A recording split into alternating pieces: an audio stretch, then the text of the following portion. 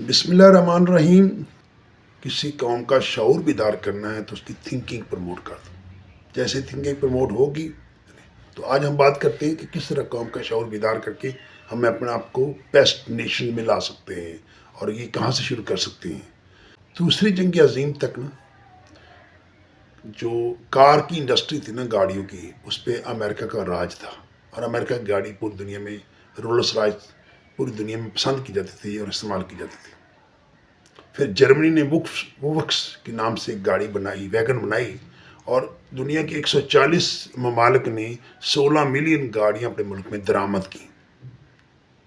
اس طرح پھر دور جاپان کا آیا اور جاپان گاڑیوں کی مارکیٹ میں چھا گیا، اور جاپان تو بلکہ الیکٹرانکس میں بھی آگے نکل گیا.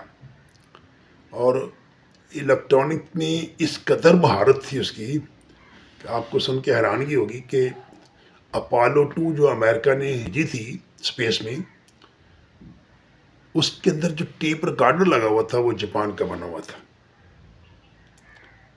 تو لیکن اگر ہم جاپان اس کی بیک گراؤنڈ دیکھیں تو دوسری جنگ عظیم تک جاپان کی انڈسٹری کا یہ حال تھا کہ کوئی تاجر اپنی دکان پہ جاپان کی بنی چیز رکھنا پسند نہیں کرتا تھا، اور وہ اتنا گھٹیا اس کا مال ہوتا تھا کہ لوگ اس سے نفرت کرتے تھے. پھر جاپان میں اس پہ غور و خوض کیا گیا تو ایک امریکن اسکالر ولیم اوچی لکھتے ہیں کہ کس طرح جاپان نے اپنے ملک میں اپنی کوالٹی کو بہتر کر کے اپنا انڈسٹری میں نام پیدا کیا. وہ کہتے ہیں کہ جاپان نے نا پرائمری ایجوکیشن پہ جو پروفیسر ٹیچر جو کمپیٹنٹ لوگ ہائر کیے، ان کو بہت اچھی تنخواہیں دے کے ان سے اپنی قوم کی ابتدائی سٹیج پہ تربیت کروائی، اور ان کو یہ باور کروایا کہ ہر چیز پہ کمپرومائز ہو سکتا ہے زندگی میں، لیکن کوالٹی پہ کمپرومائز نہیں ہونا. اور ان کے اندر ایسی موٹیویشن پیدا کی کہ وہ ان کے ورکر، ان کے انجینئر یہ سوچ کر چیزوں کی کوالٹی کو بہتر کرنے میں لگ گئے کہ ہم نے دنیا کو بہترین پروڈکٹ دینی ہے.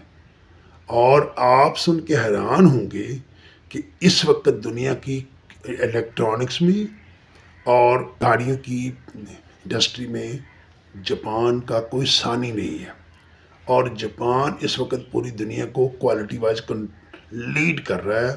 اور 1980 تک جاپان میں 1 لاکھ کوالٹی سینٹر قائم ہو چکا تھا، جو اب تقریباً 3 سے 4 لاکھ تک کوالٹی سینٹر بن چکا ہے، جن کا کام ہی یہ ہے کہ اپنی چیز کی کوالٹی کس طرح بہتر کرنی ہے.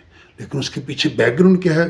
وہ پرائمری لیول کی ایجوکیشن جس میں انہوں نے اپنے بچوں کو کمپیٹنٹ پروفیسر ٹیچر سے ان کی کوچنگ کروا کے ان کو ذہنی طور پر شعور بیدار کیا ان کے اندر کہ وہ اپنی قوم کے لیے بہتر پرفارم کریں، اور آج اسی وجہ سے وہ دنیا کو لیڈ کر رہے ہیں.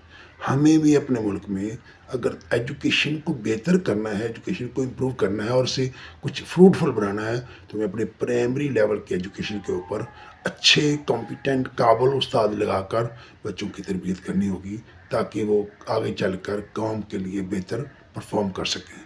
شکریہ. السلام علیکم.